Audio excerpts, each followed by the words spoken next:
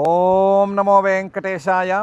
యమునా తీర విహారా శమదానాతి విసారా గోవింద గోవింద. యమునా పులినే విజనే సువనే శమనానుజనే సుదినే రమణే మననాయ మనో నమనే కరణే త్వవనాయమనాంగ్నియమోస్తు జనే అని రాసలీలామిష దాసహేలాకృత భాసజాలావలి వాసకాలోత్సవుడైన శ్రీనివాస పరమాత్మని యమునా తీరంలో ఉండి శ్రద్ధగా భక్తిగా మనసులో భావించుకుంటూ శ్రీశుకుల వారు ఉపదేశం చేసిన శ్రీమద్భాగవత మహాగ్రంథంలోని రాసలీలా ఘట్టాన్ని మనం అధ్యయనం చేసుకుందాము. యథాప్రకారం ప్రార్థనా శ్లోకాలను చదువుకుని ఈ కార్యక్రమానికి మంగళాచరణం చేసుకుందాం. శ్రీ గణేశ ప్రార్థన. ఆవాహనం న జానామి విసర్జనం పూజాంచైవ న జానామి గృహ్యతాం శ్రీగణాధిపా. శ్రీగురు ప్రార్థన. గురుర్బ్రహ్మా గురుర్విష్ణుః గురుర్దేవో మహేశ్వరః గురుః సాక్షాత్ పరం బ్రహ్మ తస్మై శ్రీగురవే నమః. శ్రీనివాస ప్రార్థన. అధికానతితుష్టాయ అధికారప్రదాయినే అధికే మాసి పూజ్యాయ శ్రీనివాసాయ తే నమః. అథ సంకల్పః అస్మాకం ఉపాత్త సమస్త దురిత క్షయ ద్వారా బుద్ధిశుద్ధ్యర్థం విద్యాభివృద్ధ్యర్థం భక్తిజ్ఞాన వైరాగ్యాది తదనుకూల సర్వసంపత్సమృద్ధ్యర్థం శ్రీపరమేశ్వర ప్రీత్యర్థం శ్రీమద్భాగవత పాఠం కరిష్యామహే. అస్య శ్రీమద్భాగవత స్తోత్ర మహామంత్రస్య నారద ఋషిః బృహతి ఛందః శ్రీకృష్ణః పరమాత్మా దేవత బ్రహ్మబీజం భక్తిశక్తిః జ్ఞానవైరాగ్యే కీలకం. అస్మాకం శ్రీమద్భగవత్ప్రసాదసిద్ధ్యర్థే పాఠే వినియోగः ధ్యానం నారాయణాఖ్యలహరీవహనేన శీతం వ్యాసప్రసూతశుకమౌనిగణేన గీతం సత్కార్యపుంజ పరమావధినాతు నీతం కురం సమాశ్రయత భాగవతం వినీతం. శ్రీ గురుభ్యో నమః. గోపికలందరూ కృష్ణుణ్ణి వెతికి వేసారిపోయి యమునా తీరంలో కూర్చుని, మనం ఇప్పుడు కూర్చున్నట్లుగా యమునా తీరంలోనే కూర్చుని ఆ శ్రీకృష్ణ నామస్మరణ, ఆ శ్రీకృష్ణ రూపస్మరణ, ఆయన లీలాస్మరణ ఇవి చేసుకుంటూ ఆయన్ని ప్రార్థిస్తున్నారు. ఆ ప్రార్థనలో భాగంగానే నువ్వు కేవలం గోపికానందనుడివి కావయ్యా, నువ్వు పరమాత్మ స్వరూపానివి, అంతర్యామివి, నువ్వు అంతర్యామివి, సాక్షివిగా ఉండవలసినటువంటి నువ్వు బ్రహ్మగారు ప్రార్థించేసరికి ఇలాగే ఈ మానవుల్లాగా, సామాన్య మానవుల్లాగా పుట్టావు కానీ నువ్వు అసలు నీ పరమాత్మ స్వరూపాన్ని కోల్పోలేదయ్యా అనే మాట అన్నారు. ఆయన లేకుండానే ఆయన పరోక్షంలోనే ఆయనతోనే మాట్లాడుతున్నారు. ఆ మాట్లాడుతూ పై శ్లోకంలో ఇలా అంటున్నారు. విరచితాభయం వృష్ణిధుర్యతే చరణమీయుషాం సంసృతేర్భయాత్ కర సరోరుహం కాంత కామదం శిరసి దేహిన శ్రీకరగ్రహం అని. వృష్ణిధుర్య, వృష్ణికులంలో పుట్టినటువంటి ఓ శ్రీకృష్ణ, విరచితాభయం చరణం, నీ పాదం ఉంది కదా, రెండు పాదాలు అక్కర్లా, ఒక్క పాదమైనా సరే అభయాన్ని సమృద్ధిగా ప్రసాదిస్తుంది. విరచితాభయం, విశేషేణ రచితం, మొత్తం అభయాన్ని సమృద్ధిగా ప్రసాదించేటువంటిది నీ పాదం. ఈయుషాం సంసృతేర్భయాత్, ఆ పాదాన్ని చేరాలే కానీ, ఆ పాదాన్ని చేరుకోవాలి అని అనుకోవాలే కానీ సంసార భయం నుండి కూడా పూర్తిగా బయటపడేస్తుంది, సంసార భయం నుండి కూడా అభయాన్ని ప్రసాదిస్తుంది. అలాంటి పాదం నీ పాదం. అలాంటి వాడివి నువ్వు. మా మీద కాస్త ప్రేమగా ఉండవయ్యా, కాంత, మా మీద ప్రేమగా ఉండి కర సరోరుహం, నీ రెండు చేతులు అక్కర్లేదు, ఒక్క చేతిని, తామర పువ్వు లాంటి చల్లగా ఉండేటువంటి నీ చేతిని మా నెత్తి మీద పెట్టవయ్యా. కామదం, ఏ కోరికనైనా సరే తీర్చగలిగినటువంటి నీ చేతిని, తామర పువ్వు లాంటి నీ చేతిని మా నెత్తి మీద, శిరసి దేహిన ఒకసారి పెట్టవలసింది. శ్రీకరగ్రహం, లక్ష్మీదేవి చేతితో సంబంధం ఉన్నటువంటి చెయ్యది. లక్ష్మీదేవి ఆ చెయ్యి పుచ్చుకోవాలి అని పాపం తపస్సు చేసి వెంపర్లాడిపోతోంది. అలాంటి అందమైన, అలాంటి మృదువైన, అలాంటి లక్ష్మీదేవికి కూడా అనుగ్రహాన్ని ఇవ్వగలిగిన స్థాయిలో ఉండేటువంటి చెయ్యది. ఆ చేతిని మాకు నువ్వు నెత్తి మీద పెట్టి అనుగ్రహించవలసింది అని అడిగారు. పరోక్షంలోనే శ్రీకృష్ణుని ప్రార్థించుకుంటున్నారు. ఆ ప్రార్థనలో ఇలా అనుకున్నారు. అనుకోవడం ఒకవైపు నుంచి పాదాన్ని గురించి అనుకుంటున్నారు, మరొక వైపు కరాన్ని గురించి, చేతిని గురించి కూడా అనుకుంటున్నారు. తాము వాడే విశేషణాలన్నీ రెండిటికీ సరిపోయేటట్లుగానే అనుకుంటున్నారు. నీ పాదం విరచితాభయం, ఎవరికైనా సరే ఆ పాదాన్ని చేరాలని అనుకోవాలే కానీ చేరిన వారికి, చేరాలనుకున్న వారికి అందరికీ కూడా అభయాన్ని ఇస్తుంది. సంసృతేర్భయాత్, సంసార భయమైనా సరే పర్వాలేదు, చివరికి ఏ భయమైనా సరే ఖచ్చితంగా తీరుస్తుంది అలాంటి పాదం అది. కామదం, ఏ కోరికనైనా సరే తీర్చగలుగుతుంది. ఏ కోరికనైనా తీర్చగలగటం అనేది నిజానికి పెద్ద విషయం కాదు, కోరికను తీర్చగలగటం పెద్ద విషయం కాదు. కామదం, అసలు కోరికలే లేకుండా చేసుకోగలగటం, కోరికలనేవి మళ్ళీ పుట్టకుండా చేయగలగటం అనేది పెద్ద విషయం. అలాంటి కామదం కూడాను. కామం దదాతి ఇది కామదః అని ఒక అర్థం, అంటే కోరిన కోరికను తీర్చేది అని ఒక అర్థం. కామం దియతి ఇది కామదః అని మరొక అర్థం, అంటే కోరికలన్నింటినీ పోగొడుతుంది, అసలు కోరికలే లేకుండా చేసేస్తుంది. అలాంటి పాదం అది కామదం. శ్రీకరగ్రహం, ఎప్పుడు చూసినా లక్ష్మీదేవి ఆ కాళ్ళనే కదా ఒత్తుతూ ఉంటుంది, ఎప్పుడు చూసినా సరే ఆ కాళ్ళు పట్టుకునే కదా వేళ్లాడుతోంది. అలాంటి పాదం అది అని పాదానికి విశేషణాలు వచ్చేటట్లుగా చూశారు. అదే సమయంలో విరచితాభయం, నీ చేయి కూడా అలాంటిదే. కరసరోరుహం, అది కూడా విరచితాభయం, అందరికీ అభయాన్ని ప్రసాదించేది. చరణమీయుషాం, నీ పాదాలను చేరిన వారందరికీ నీ చెయ్యి అనేది అనుగ్రహాన్ని ఖచ్చితంగా ప్రసాదిస్తుంది. అలాగే కామదం, ఇది కూడా కోరికలను తీరుస్తుంది, కోరికలే లేకుండా కూడా చేసేస్తుంది. శ్రీకరగ్రహం, లక్ష్మీదేవి చేతిని అందుకున్నటువంటి చెయ్యి, లక్ష్మీదేవి అందుకోవాలి అని అనుకుని నిరంతరం తపస్సు చేసేటువంటి చెయ్యి అని చేతికి కూడా విశేషణాలు కలిసి వచ్చేటట్లుగా చెప్పారు. దీంతో పాటుగా విశేషంగా చతుర్విధ పురుషార్థాలని నీ పాదం కానీ నీ చేయి కానీ నీ అవయవాల్లో ఏదో ఒకటి ప్రసాదించగలదు అనే సంగతి కూడా చెప్పారు. విరచితాభయం అనేది, అభయం అనేది మోక్షానికి చిహ్నమైతే గనక ఆ మోక్షాన్ని ఇటు నీ పాదము అటు నీ కరము రెండు ప్రసాదించగలవు అని చెప్పారు. అలాగే కామదం అని చెప్పడం ద్వారా ధర్మార్థ కామాలని మూడిటిని కలిపేసేసి నీ పాదం కానీ నీ కర సరోరుహం కానీ ఈ రెండిట్లో ఏదైనా సరే ధర్మార్థ కామాలను కూడా ఇవ్వగలదు అని చెప్పారు. దాంతో చతుర్విధ పురుషార్థాలను నీ పాదము అలాగే నీ చెయ్యి ఏదైనా సరే నువ్వు అనుగ్రహించి చూడాలే కానీ, అనుగ్రహంగా ఇవ్వాలి అనుకోవాలే కానీ ఏదైనా సరే ఇవ్వగలదు అనే మాటను చక్కగా తేల్చేసేశారు. పనిలో పని ఒక మాట కూడా అన్నారు. శ్రీకరగ్రహం, ఆవిడ తపస్సు చేస్తే ఆవిడ చేయి అందుకున్నావు కదా లక్ష్మీదేవి, లక్ష్మీదేవి తపస్సు చేసింది, తపస్సు చేస్తే ఆవిడ చేతిని అందుకున్నావు కదా, మేము కూడా అలాగే తపస్సు చేస్తున్నాం కదా, మేము కూడా అలాగే వెంపర్లాడుతున్నాం కదా, నీకోసం వెతుకులాడుతున్నాం కదా, కాబట్టి మా చేయి కూడా పట్టుకోవాల్సిన బాధ్యత నీకుంది.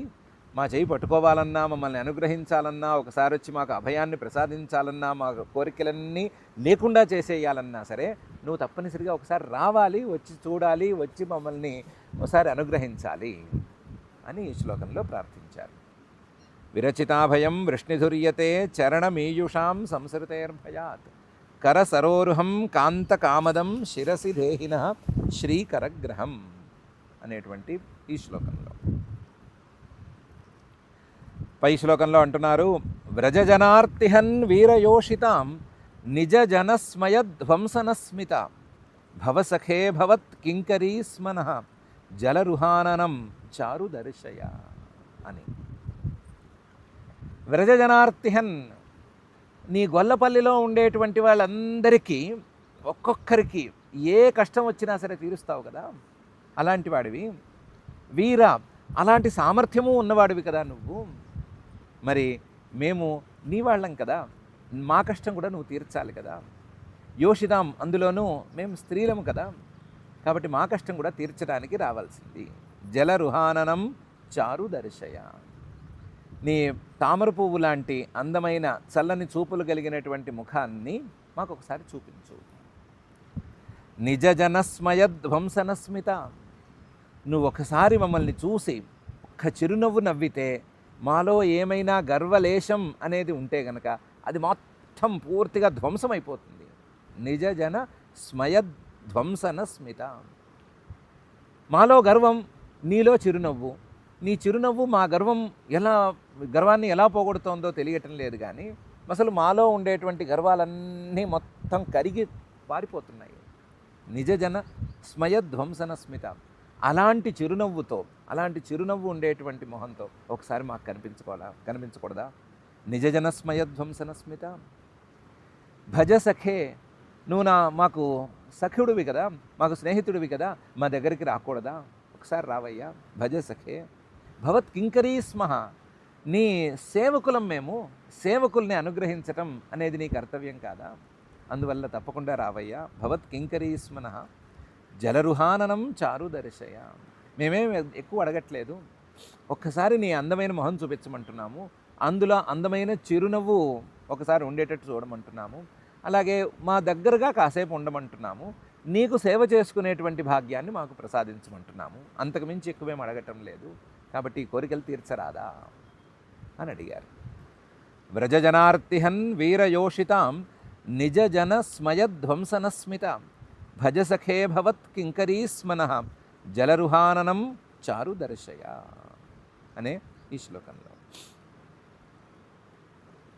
4 పాదాలు, 4 పాదాల్లో 4 అర్థాలు వచ్చేటట్లు జాగ్రత్తగా పెట్టారు.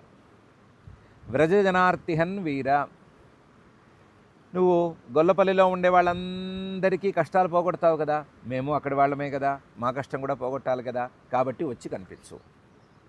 వీర, నువ్వు సమర్థుడివి కదా, ఏ పనైనా చేసేస్తావు కదా, కొండలు ఎత్తేస్తావు కదా, ఒకసారి కనిపించు చాలు, కొండలు ఎత్తినంత కష్టమేం లేదు కదా, ఒకసారి వస్తే కనిపిస్తే సరిపోతుంది. వీర, నువ్వు చాలా అందగాడివి కదా, నీ అందం మామూలు అందం కాదు కదా, అసలు నిన్ను చూసిన వారు ఎవరైనా సరే నీ చిరునవ్వుని గనక ఒక్కసారి చూస్తే వాళ్ళలో ఉండేటువంటి గర్వాలన్నిటినీ పోగొట్టుకుంటారు కదా, అసలు గర్వం అనేది మిగలదు కదా, అసలు అందం అంటే ఆయనది, రూపం అంటే ఆయనది, చిరునవ్వులో ఉండేటువంటి సౌందర్యం అనేది ఆయనది అని అనుకుంటారు కదా, వచ్చి చూపించు ఒకసారి. మాలో కూడా ఏమన్నా గర్వాలు ఉన్నాయేమో, ఆ గర్వాలన్నింటినీ జాగ్రత్తగా పోగొట్టు. నీ అందరికీ గర్వాలను పోగొట్టేటువంటి స్వభావం నీకు ఉంది కదా, మా గర్వం కూడా పోగొట్టు, దానికోసమైనా ఒకసారి రా. భజసఖే, నువ్వు అందరి కష్టాలు పోగొడతారంటావు కదా, మరి నీ స్నేహితురాళ్ళం కదా మేము, మా కష్టాలు ఎందుకు పోగొట్టాలనుకోవట్లేదు, మా దగ్గర ఉండాలని ఎందుకు అనుకోవటం లేదు. భవత్ కింకరీ, నీకు సేవకురాళ్ళం కూడా కదా, మరి సేవకురాళ్ళ మా కష్టాలు నీకెందుకు పోగొట్టాలని అనిపించటం లేదు. భవత్ కింకరీ స్మనః జలరుహాననం చారు దర్శయ. మేమేం ఎక్కువ అడుగుతున్నామా, కేవలం నీ తామర పువ్వు లాంటి మొహాన్ని చూపించమంటున్నాం, అంతే కదా, అది చూపించడానికి నీకేంటి కష్టం అని 4 పాదాల్లో 4 అర్థాలు వచ్చేటట్లుగా అన్నారు.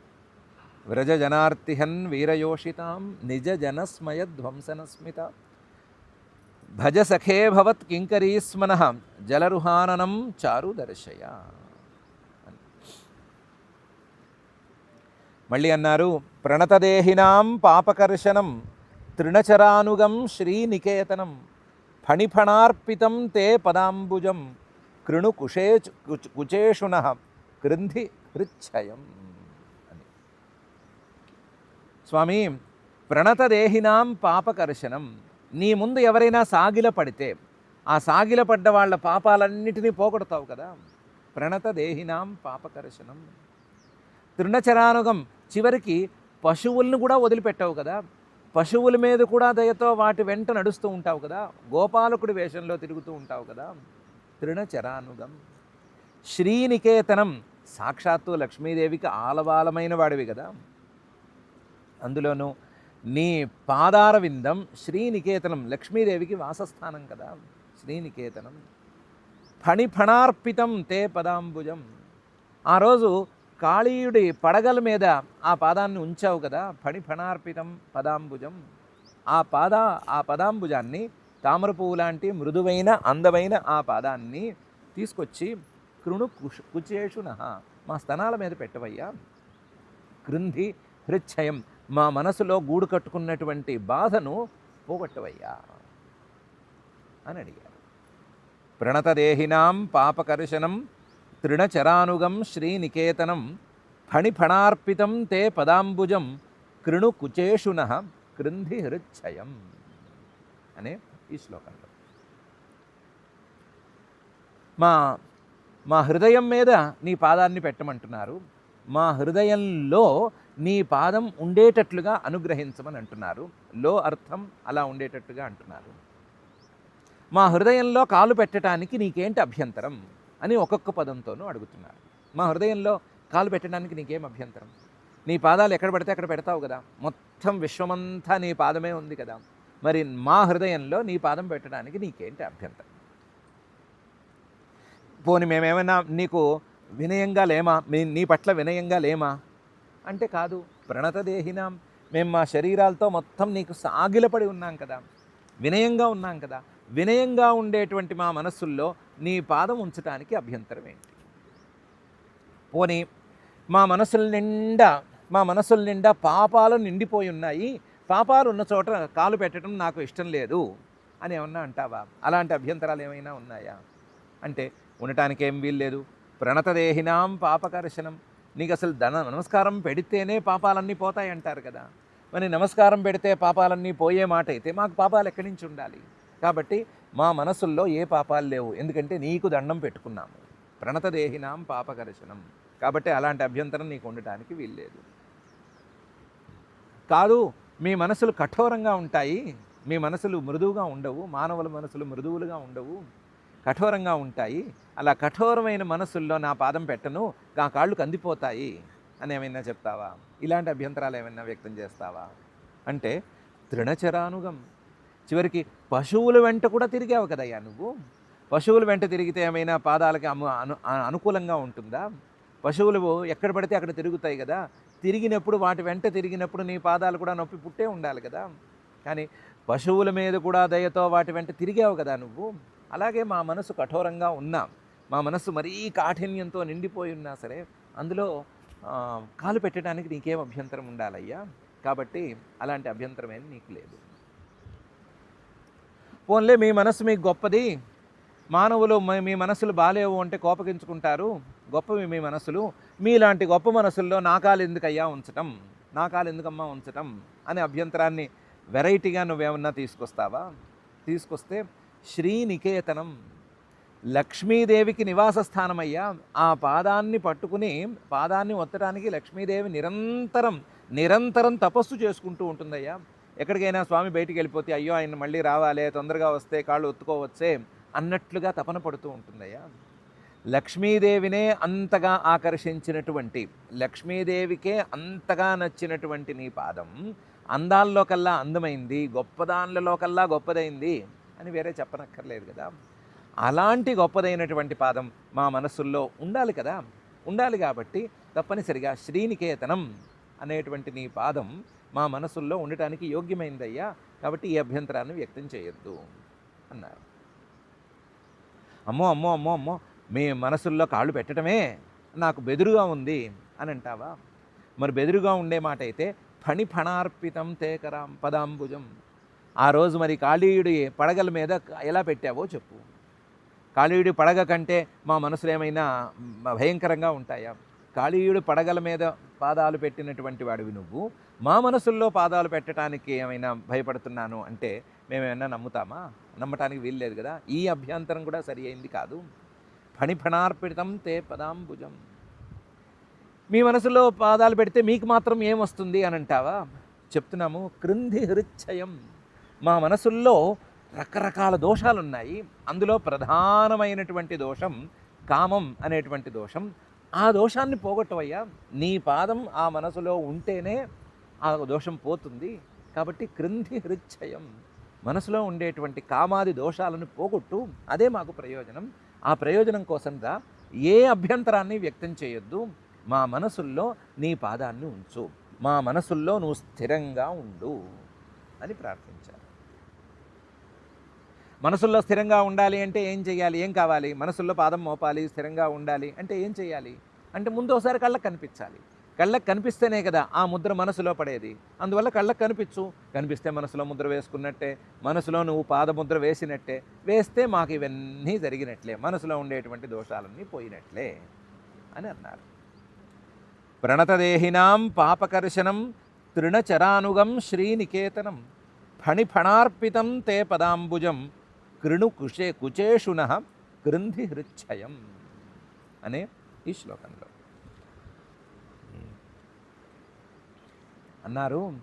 వచ్చి కూర్చుంటే సరిపోదు, మధురయాగిరా వల్గువాక్యయ బుధ మనోజ్ఞయా పుష్కరేక్షణ విధికరీరిమా వీరముహ్యతీ అధర సీధునా ఆప్యాయస్వన అని. వచ్చినవాడు వచ్చినట్లుగా మధురయాగిరా, మధురమైన వాక్యాలతో, అందులోనూ వల్గు వాక్యయ, నువ్వే మాట్లాడగలిగినటువంటి అందమైన చిత్ర విచిత్రమైనటువంటి మాటలతో మమ్మల్ని అలరించు. మధురయాగిర వల్గు వాక్యయ బుధ మనోజ్ఞయ, ఆ మాటల్లో పండితులన్న వారికి, బాగా అన్నీ తెలిసిన వారికి కూడా సంతోషం కలిగేటువంటి అంశాలను నింపు. బుధ మనోజ్ఞయ, వాళ్ళకే సంతోషం కలిగించేంత స్థాయిలో మాతో మాట్లాడు. బుధ మనోజ్ఞయ పుష్కరేక్షణ, తామర పువ్వులు లాంటి అందమైన కరుణున్నవాడా. పుష్కరేక్షణ, ఆకాశంలాగా పెద్ద కన్ను ఉన్నటువంటి వాడా, అన్నిటినీ చూడగలిగినటువంటి సర్వజ్ఞుడా. విధికరీరిమాహ, నువ్వు ఏం చెప్తే అది చేయడానికి మేము సిద్ధంగా ఉన్నాము. వీర, నువ్వేమో మమ్మల్ని ఉద్ధరించడానికి కావాల్సిన సామర్థ్యం ఉన్నవాడివి.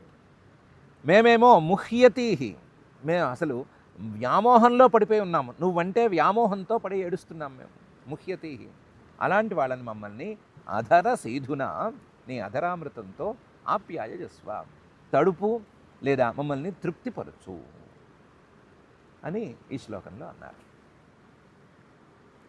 పైకేమో ఏదో మాతో మధురంగా మాట్లాడు, మాతో తెలివిగా మాట్లాడు, చిత్ర విచిత్రంగా మాట్లాడు, అలాగే మేము నీకోసం మేము వ్యామోహంతో పడి కొట్టుకుంటున్నాము కాబట్టి నీ అధరామృతాన్ని మాకు అందించు అన్నట్లు మాట్లాడుతున్నారు. కానీ లోపల మాత్రం అద్భుతమైన అర్థాన్ని దాచించారు. ఒక్కొక్క మాటకి సార్థక్యం చెప్పుకుంటూ అందంగా వాళ్ళ మనసులో ఉండేటువంటి భావాన్ని వ్యక్తం చేశారు. వచ్చినవాడు వచ్చినట్టు మాతో మాట్లాడవయ్యా అని గిరా అని అన్నారు. ముందు గిరా, మాతో మాట్లాడు. మాట్లాడడం ఏముంది, మాట్లాడడానికి మీరే ఉన్నారు కదా, మీరే ఒకళ్ళతో ఒకళ్ళు మాట్లాడుకుంటే కబుర్లు చెప్పుకుంటే సరిపోతుంది కదా అంటావేమో. కాదు, మధురయా గిరా, నువ్వు మాట్లాడితే వచ్చేటువంటి మాధుర్యం ఎవరితోనూ రాదు. అసలు మనుషులు ఒకళ్ళతో ఒకళ్ళు మాట్లాడుకుంటే అంత మాధుర్యం ఉండదు. ఎందుకంటే ఒకళ్ళ మనసుల్లో మరొకరి విషయంలో కల్లా కపటాలు ఏమైనా ఉంటే ఉండవచ్చు. అలాంటి కపటాలు ఉన్నప్పుడు మధురమైన వాక్యాలు రావు వాళ్ళకి. కాబట్టి మనుషులు పరస్పరం మాట్లాడుకోవటం, ఆ మాట్లాడుకోవటంలో మాధుర్యం ఉండటం అనేది చాలా చాలా చాలా కష్టం. కాబట్టి అలాంటి మాధుర్యం లేని మాటలు మాకు వద్దు అని తెచ్చారు. మధురయా గిరా అని. ఒకవేళ మాధుర్యం ఉన్నటువంటి మాటలే మీకు కావాలి అని అనుకుంటే పసిపిల్లల దగ్గరికి వెళ్ళండి. వాళ్ళ మనసుల్లో కల్లాకపటాలే ఉండవు. వాళ్ళ అమ్మ అన్న, అత్త అన్న, తాత అన్న, ఏమన్నా, పిల్లన్నా, పాపన్నా, ఏమన్నా సరే సంతోషంగానే ఉంటుంది కదా. అక్కడికి వెళ్ళి సంతోషపడండి అంటే కుదరదు. వల్గు వాక్యయ, చిత్ర విచిత్రమైనటువంటి వాక్యాలు ఉండాలి. పిల్లలకి అన్ని రావు, వాళ్ళకి పదాలు వస్తేనే గొప్ప. కాబట్టి వాళ్ళతో మాకు సరిపోదు అని అన్నారు. మధురయ వల్గు వాక్యయ గిరా అని పెంచారు. అవునా, అలా అయితే కనుక లోకంలో చమత్కారంగా మాట్లాడే వాళ్ళు చాలామంది ఉంటారు. వాళ్ళలో కొంతమందిని నచ్చిన వాళ్ళని సెలెక్ట్ చేసుకుని వాళ్ళ మాటలు వినండి అంటే, చిచి అలాంటి మాటలు, చమత్కారపు మాటలు మాకు అక్కర్లేదు. బుధ మనోజ్ఞయ, పండితులనే రంజింపజేసే మాటలు మాకు కావాలి. చమత్కారాలు అన్ని సందర్భాల్లోనూ పండితులను రంజింపజేయలేవు. పండితులకి అర్థం గనక గంభీరంగా ఉంటేనే, అందులో అర్థం అనేది ఉంటేనే, ఆ అర్థానికి ప్రయోజనం అనేది ఉంటేనే సంతోషం కలుగుతుంది. లేకపోతే పండితులు మెచ్చరు. ఈ చమత్కారంగా మాట్లాడేవాళ్ళు, అబ్బో ఏ మాటనైనా సరే తిప్పేయగలిగేవాళ్ళు, ఇలాంటి వాళ్ళు ఉంటారు కదా, వాళ్ళు అంత అర్థ గంభీరంగా మాట్లాడలేరు. లేదా వాళ్ళు మాట్లాడే ప్రతి మాటకి ప్రయోజనాన్ని వెతుక్కోవటం అనేది పాపం వాళ్ళకే కష్టమవుతుంది. మాకు అలాంటి మాటలు అక్కర్లేదు. బుధ మనోజ్ఞయ, అర్థగంభీరం ఉండాలి, అర్థంలో గాంభీర్యం ఉండాలి. ఆ గాంభీర్యంతో పాటు తెలుసుకున్నటువంటి విషయానికి ప్రయోజనం ఉండాలి. అలాంటి మాటలు మాకు చెప్పు అని అన్నారు. అలా అనుకుంటే గనక వేరే చేసేదేం లేదు. వేదవాక్యాలు ఒక్కటే శరణము. వేదవాక్యాలు ఒక్కటే మీరు అనుకున్న అన్ని లక్షణాలతో కూడి ఉంటాయి, మధురంగా ఉంటాయి. మధురంగా ఉండటంతో పాటుగా చిత్ర విచిత్రాలుగా ఉంటాయి. సరిగ్గా మనకు అందదు, కొంచెం ఇటు అటు ఊగుతూ ఉంటుంది మాట. బుధమనోజ్ఞయ, పండితులు వాడు కూడా మెచ్చేట్లుగానే ఉంటాయి. అందులోనూ అర్థగాంభీర్యం ఉంటుంది. అర్థగాంభీర్యంతో సహా చెప్పిన విషయానికి ప్రయోజనం అనేది ఉంటుంది. ఈ లక్షణాలని వేదవాక్యాలకు పడుతున్నాయి. కాబట్టి వేదవాక్యాలని వినండి. కాకపోతే ఆ వేదవాక్యాలని వింటే మాత్రం ఒక కష్టం ఉంది. ఏంటంటే చెప్పింది చెప్పినట్లు చేయవలసి ఉంటుంది. వేదవాక్యం అనేది కనుక వింటే దాన్ని పాటించవలసి ఉంటుంది అని అంటావా? విధికరీరిమాహ, చెప్పినట్టు చేయటానికే కదా ఇక్కడ ఉంది. నువ్వు చెప్పింది చేస్తాము, నువ్వు చెప్పినట్లు వింటాము అనటానికే కదా మేముంది. కాబట్టి ఆ వేదవాక్యాలు ఏవో నువ్వే చెప్తే వింటాము అని అన్నారు. అవునా, సులభంగా చెప్పేసేస్తాను. విధివాక్యాలు ఉంటాయి. విధివాక్యాలంటే ఈ పని చెయ్యి, ఆ పని చెయ్యి అన్నట్టుంటాయి. కర్మ మార్గాన్ని బోధించేటువంటి వేదవాక్యాలను నేనే చెప్పేస్తాను అని అంటావా? మాకు ఈ కర్మవాక్యాలు అక్కర్లేదు. ఎందుకంటే ముహ్యతీహి, మేము ఈ సంసారం అనేటువంటి వ్యామోహంలో పడి కొట్టుకుంటున్నాము. మా మోహం గురించి మాకు తెలిసింది. మోహాన్ని పోగొట్టేటువంటి వాక్యాలను మాకు చెప్పు. మోహాన్ని పోగొట్టేటువంటి తత్వానికి సంబంధించిన వాక్యాలే మాకు చెప్పు. అవైతే గనక మధురంగా ఉంటాయి, విచిత్రంగానే ఉంటాయి. ఎందుకంటే ఆత్మస్వరూపాన్ని గురించి బోధించేటువంటి మాటలేవి స్ట్రైట్గా రావు, సరిగ్గా సూటిగా ఉండవు. అవి కొంచెం విచిత్రంగా ఇటు అటు తిరుగుతూ ఉంటాయి, కొన్నిసార్లు వంకరగా కూడా ఉంటాయి. వల్గు వాక్యయ, కానీ తెలివైన వాళ్ళు లేదా పండితులు అనేవాళ్ళు కష్టపడి అర్థం చేసుకుంటే వాళ్ళ మనసులను రంజింపజేసేలాగా ఆ వాక్యాలు ఉంటాయి. అలాంటి వ్యామోహాన్ని పోగొట్టేటువంటి తత్వవాక్యాలను మాకు చెప్పు అని చెప్పారు. నీ అధరామృతం మీదుగా, అంటే నీ అధరాల మీదుగా వచ్చేటువంటి ఆ తత్వవాక్యాలు మాకు అమృతంలాగా పనికొస్తాయి. సంసారం అనేటువంటి వ్యామోహంలో పడి కొట్టుమిట్లాడుతున్నటువంటి మాకు ఇవి తడపటానికి లేదా తృప్తిపరచటానికి లేదా బాగా వేడెక్కిన వాళ్ళని చల్లబరచటానికి ఉపయోగపడతాయి. అవి నీ నోటి గుండా వస్తేనే ఉపయోగపడతాయి. నీ నోటి గుండా రాకపోతే మాకు ఇవేవి సరిగ్గా ఎక్కవు. అవేవో వేదవాక్యాలు అంటే మాకు అర్థం కావు, వేదాంత వాక్యాలు, తత్వవాక్యాలు అంటే అర్థం కావు. నువ్వు వచ్చి మా ఎదురుకుండా కూర్చుని నీ పెదవులతో నువ్వు చెబితే మేము వింటే మాకు అమృతంలాగా ఉంటుంది, మాకు అర్థమవుతుంది, మా వ్యామోహం పోతుంది. చెప్పినట్లుగా మేము చేస్తాము, నువ్వు చెప్పినట్లుగా నడుచుకుని మేము కూడా ఈ సంసారం అనేటువంటి వ్యామోహం నుండి బయటపడతాము అని అంటున్నారు. అయితే మాత్రం ఇది జరగాలి అంటే నువ్వు ప్రత్యక్షంగా రావాలి, వచ్చి కూర్చొని మాతో మాట్లాడాలి అనే మాట తెలుస్తున్నారు. మాకు వేరే ప్రయోజనం కోసం నువ్వు అక్కర్లేదు, మాకు ఉపదేశం కోసం గురువుగా నువ్వు రావాలి అనే పిలుస్తున్నారు. మాకు ఉపదేశం చేయాలి, తత్వోపదేశం చేయాలి. తత్వోపదేశం నీ నోటి గుండానే మాకు రావాలి అంటే నువ్వు రావాలి అని అంటున్నారు. మధురయాగిరా వల్గువాక్యయ బుధ మనోజ్ఞయా పుష్కరేక్షణ విధికరీరిమాహ వీరముహ్యతీ అధర సీధున ఆప్యాయజస్వన అనే శ్లోకంలో వీటన్నిటికీ బలంగా ఉండేటట్లుగా పుష్కరేక్షణ అనే పదాన్ని ఉంచారు, సంబోధనను ఉంచారు. పుష్కరేక్షణ అంటే తామర పువ్వు లాంటి చల్లనైన కనులున్నవాడు, అందమైన చల్లని కనులున్నవాడు. అంటే నువ్వు చల్లని చూపులతో మమ్మల్ని చూడు అనే అర్థం వచ్చేటట్లు పెట్టారు. రెండోది పుష్కరేక్షణ అంటే ఆకాశం లాంటి కన్నున్నవాడు అని అర్థం అనుకున్నాం కదా. ఆకాశం అంతటి కన్ను ఉంటే గనక ఆకాశం అంత కంటితో మొత్తం వివరంగా స్పష్టంగా చూస్తాడు కదా. అంటే ఆయన సర్వజ్ఞుడు కదా. కాబట్టి సర్వజ్ఞుడైన నువ్వొచ్చి చల్లని చూపుతో మమ్మల్ని చూసి మాకు ఉపదేశం చేస్తేనే మాకు ఈ సంసారం నుంచి నిష్కృతి కానీ వేరే రకంగా రావటానికి వీల్లేదు అని తేల్చారు. ఆ బలాన్నంతా పుష్కరేక్షణ అనేటువంటి సంబోధనలో నిలబెట్టి ఈ శ్లోకంలో అలా అంటున్నారు. మధురయాగిరా వల్గువాక్యయ బుధ మనోజ్ఞయా పుష్కరేక్షణ విధికరీరిమా వీరముహ్యతీ అధర సీధునాప్యాయజస్వన అని. సరే, ప్రార్థన చేసింది, ఆయన పరోక్షంలో ఉన్నాడు అని అనుకుని ఆయనతో మాట్లాడింది, ఇది సరిపోయింది. కొంచెం తీరు మార్చుకుని ఆయనతోనే ఒక మాట అన్నారు. తవ కథామృతం తప్తజీవనం కవిభిరీడితం కల్మషాపహం శ్రవణమంగళం శ్రీమదాతతం భువి గృణంతి తే భూరిదా జనా అని.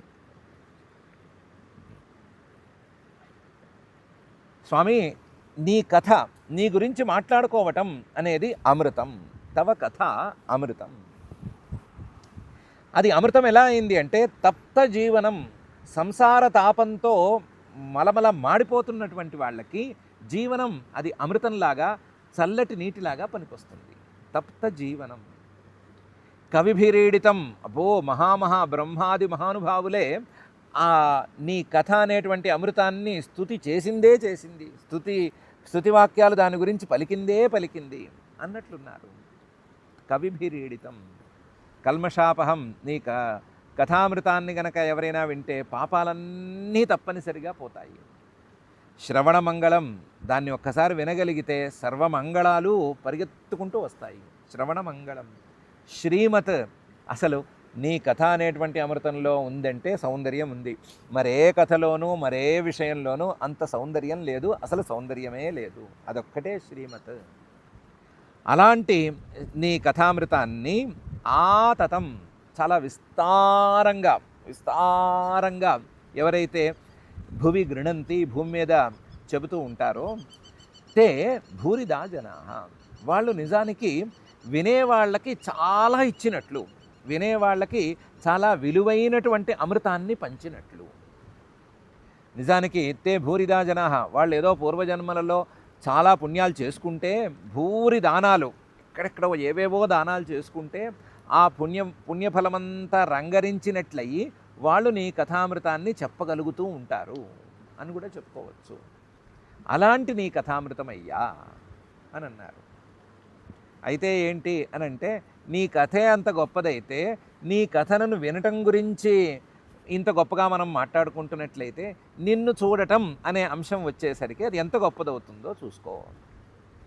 నీ కథను వింటేనే ఇంత మంగళం అయితే గనక, నిన్ను చూస్తే ఇంకేమంతగా మంగళం జరుగుతుందో, కాబట్టి వచ్చి ఒకసారి మాకు కనిపించు అని అర్థం వచ్చేటట్లు అన్నారు. తవ కథ అమృతం, నీ కథ అనేది అమృతమయ్యా, అందులో ఏమి సందేహం లేదు.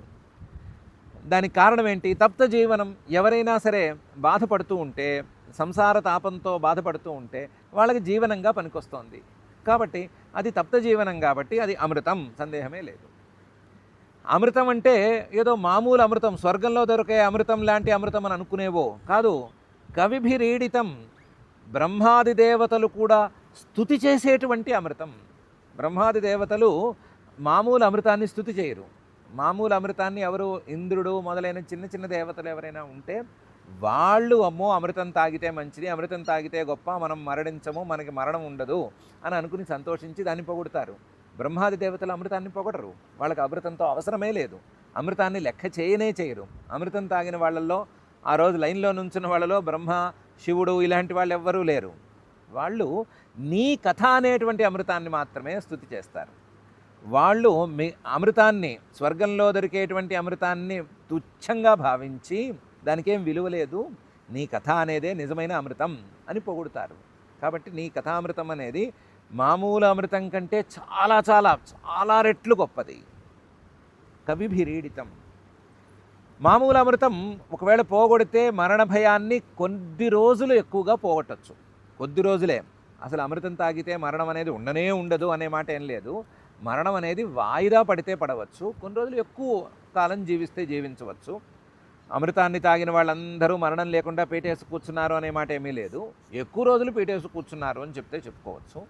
కానీ నీ కథామృతం ఉందే అది అలాంటిది కాదు. కల్మషాపహం, ఏ మాలిన్యాన్నైనా సరే పోగొట్టేస్తుంది. ఏ మాలిన్యం, మనసులో ఉండే మాలిన్యం కానీ, జన్మ మాలిన్యం కానీ, కర్మ మాలిన్యం కానీ, ఏ రకంగా ఉన్నా సరే ఆ మాలిన్యాలన్నిటినీ పోగొడుతుంది. అలాంటి విశేషం సామాన్య అమృతానికి లేదు. కల్మషాపహం. ఇంకోటి కూడా ఉంది. మామూలు అమృతాన్ని గురించి వింటే దానివల్ల లాభం ఏం లేదు. అమృతాన్ని గురించి వింటే ఏమవుతుంది? ఏం లేదు. అందులో విశేషం తెలిసినా తెలియకపోయినా పెద్దగా ఏం లేదు. దానికోసం నానా తపనలో పడి కష్టపడి దాన్ని సాధిస్తే ఇందాక అనుకున్నట్లుగా మరణం కొన్నాళ్ళు ఎక్కువగా వాయిదా పడుతుంది. కానీ నీ కథామృతం అలాంటిది కాదు కదా. నీ కథామృతం శ్రవణమంగళం, ఒకసారి వింటేనే చాలు ఎక్కలేని మంగళాలని తెచ్చిపెడుతుంది, ఎనలేని మంగళ ప్రయోజనాలను తెచ్చిపెడుతుంది. శ్రవణమంగళం. అమృతాన్ని గురించి గరుత్మంతుడు విన్నాడు, ఇంకోరు విన్నారు. విన్నవాళ్ళు ఏం చేశారు? నానా కష్టాలు పడి పైకి వెళ్ళి అమృతాన్ని తెచ్చుకున్నారా లేదా? తెచ్చుకున్న తరువాత కదా వారికి అమృతం అనేది అందింది. పోనీ గరుత్మంతుడిని కొంచెం పక్కన పెట్టినా అమృతం కోసం ఆరాటపడిన వాళ్ళందరూ కూడా ఎన్ని ఇబ్బందులు పడ్డారు, ఎన్ని కష్టాలు పడి అమృతాన్ని సాధించారు. నీ కథామృతానికి అన్ని కష్టాలు ఎక్కడున్నాయి? వింటే చాలు కదా, కూర్చుని హాయిగా వాలు కుర్చీలో వాలి వెనక్కి పడుకుని విన్నా సరే ఎనలేని మంగళాలని తెచ్చిపెడుతుంది కదా. కాబట్టి శ్రవణ మంగళం. మామూలు అమృతానికి అసలు రుచి పచి లేదంటారు, అమృతానికి రుచి లేదంటారు. అమృతాన్ని ఎవరు కనీసం నాలుకతో నాకలేరంటారు. ఆ రుచి పచి లేని, ఎవరు రుచి చూడలేని ఆ అమృతం గొప్పది అని ఎలా అనుకుంటాము? అసలు గొప్పది అంటే రుచికరమైనటువంటి నీ కథామృతమే. ఇదే శ్రీమత్. అన్నిటికంటే అందమైంది, రుచిగా ఉండేది, కాంతిమంతమైంది, గొప్పది, ఏం చెప్పినా సరే విలువైనది, ఎన్ని రకాలుగా చెప్పుకున్నా ఇదే శ్రీమత్. ఇలాంటి కథామృతాన్ని ఎవరైనా నోటితో చెప్పాలంటే, అందులో విస్తృతంగా ప్రచారం చేసుకోవాలి అంటే వాళ్ళు మొత్తం చాలా పెట్టి పుట్టుండాలి. చాలా దానాలు ధర్మాలు చేసుకుని గత జన్మలలో చాలా పుణ్యాన్ని ఒక చోట పోసుకుని ఆ పుణ్యంతో పుట్టి ఉండాలి. పుట్టిన వాళ్ళకి ఇలాంటి అమృతాన్ని గురించి మాట్లాడేటువంటి అర్హత అనేది లభిస్తుంది. అలాంటి కథామృతం నీది. అసలు నీ కథామృతాన్ని ఎవరైనా నోటితో చెప్పాలంటేనే మహాపుణ్యం చేసుకోవాలి అని అనుకుంటే, నిన్ను దర్శనం చేసుకోవాలి అంటే ఎంత పుణ్యం చేసుకోవాలో ఏమో కదా. కాబట్టి ఆ పుణ్యం మాకు ఉందో లేదో తెలియదు, కానీ ఒకసారి వచ్చి కనబడవయ్యా. నీ కథామృతాన్ని గురించే కదా మేము మాట్లాడుకుంటున్నాము, నీ గురించే మాట్లాడుకుంటున్నాం కదా. నువ్వు పుట్టిన దగ్గర నుంచి నీ గురించే మాట్లాడుకుంటూ పెరిగాం కదా. అలాంటి వాళ్ళకి మాకు నువ్వు దర్శనం ఎందుకు ఇవ్వవయ్యా? కాబట్టి వచ్చి మంగళకరమైన నీ దర్శనాన్ని ఇవ్వు అని ఆ యమునా తీరంలో కూర్చుని గోపికలందరూ ప్రార్థించుకున్నారు. తవ కథామృతం తప్తజీవనం కవిభిరీడితం కల్మషాపహం శ్రవణమంగళం శ్రీమదాతతం భువి గృణంతితే భూరిదా జనాః అనే ఈ శ్లోకంలో. ఇంకా కూడా ప్రహసితం ప్రియ ప్రేమ వీక్షణం విచరణం అని ఇంకా చాలా విశేషాలను వాళ్ళు ఈ అధ్యాయంలో చెప్తున్నారు. మనసులో ఉండేటువంటి భావాల్ని ఆ శ్రీకృష్ణ పరమాత్మతో, పరోక్షంగా ఉండేటువంటి పరమాత్మతో పంచుకుంటున్నారు. ఆ పంచుకునేటువంటి భావాలని, పంచుకోబోయేటువంటి భావాలని మనం వివరంగానే విస్తృతంగానే మళ్ళీ మొదలుపెట్టి అధ్యయనం చేసుకుందాము. వాళ్ళు అదృష్టవంతులు. ఆయనకి, ఆ శ్రీకృష్ణ పరమాత్మకి చాలా ఇష్టమైనటువంటి యమునా నదీ తీరంలో ఇసుకలో కూర్చుని శ్రద్ధగా ఈ నామస్మరణ చేసుకోగలిగారు. ఆయన యొక్క రూపస్మరణ, లేకపోతే ఆయనతో పరోక్షంగా ఉన్నా సరే ఆయనతో సంభాషణ చేసుకోవటం లాంటి తపస్సు వాళ్ళు చేసుకోగలిగారు. అలాంటి ప్రయత్నమే మనం చేస్తే అంతగా సక్సెస్ అవ్వలేదు. వెనకాల పారుతున్నది యమునే, కాకపోతే నల్లగా లేదు, వర్షం పడింది, అందువల్ల నీటి రంగు మారిపోయింది. కూర్చున్నది యమునా తీరంలోనే, కానీ ఇసుక లేదు, ఇక్కడంతా రాళ్ళు రప్పలతో నిండిపోయింది. కాబట్టి ఇసుక తిన్నెలు లేకపోయినా, నీళ్లు నల్లగా లేకపోయినా మనం కూడా ఇలాంటి యమునా తీరంలోనే కూర్చునున్నాము.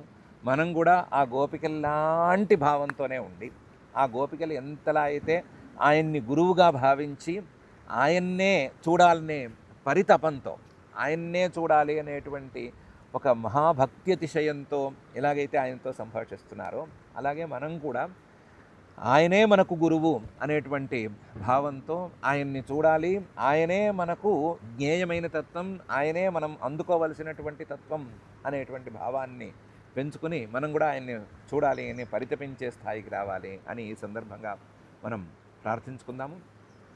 అలాంటి అర్హతల్ని మనకి పరిపూర్ణంగా దయచేయవలసిందిగా ఆ రాసలీలామిష దాసహైలాకృత భాసజాలావళి వాసకాలోత్సవుడైనటువంటి శ్రీనివాస పరమాత్మని భక్తిగా ప్రార్థించుకుందాము. ఆ ప్రార్థనతో ఈరోజుకి క్షమాప్రార్థనాదులను చెప్పుకుని కార్యక్రమాన్ని పూర్తి చేసుకుందాము. అథ క్షమా ప్రార్థనా.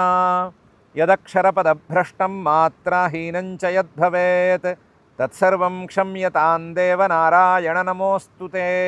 అథ భగవత్సమర్పణం కాయేన వాచా మనసేంద్రియైర్వా బుద్ధ్యాత్మనా వా ప్రకృతే స్వభావాత్ కరోమి యద్యత్ సకలం పరస్మై నారాయణాయేతి సమర్పయామి. అథ లోకక్షేమ ప్రార్థనా. సర్వే భవంతు సుఖినః, సర్వే సంతు నిరామయాః, సర్వే భద్రాణి పశ్యంతు, మా కశ్చిద్ దుఃఖభాగ్ భవేత్. అథ మంగళం శ్రియః కాంతాయ కళ్యాణ నిధయే నిధయేర్థినాం.